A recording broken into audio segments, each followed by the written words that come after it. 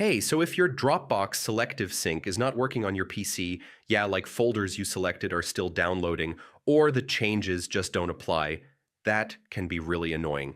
In this full guide, I'll show you how to fix it step by step. First, make sure your internet is stable.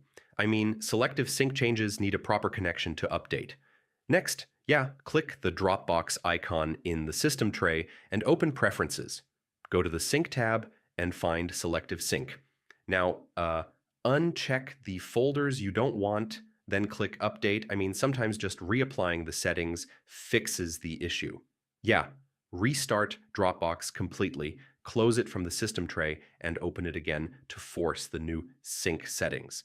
Now, restart your computer. I mean, Windows sometimes delays syncing changes until after a reboot. Yeah, if your disk is full, selective sync changes may not apply correctly. So check your available storage. Now, sign out of Dropbox and sign back in. This refreshes your account sync settings completely. Yeah, sometimes the sync cache gets stuck. Resetting Dropbox or clearing local sync data can fix that. If nothing works, reinstall Dropbox. This resets selective sync completely and fixes hidden configuration issues.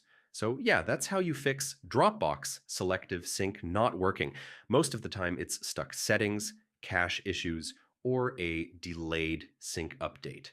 Try these steps and it should work again. Thanks for watching.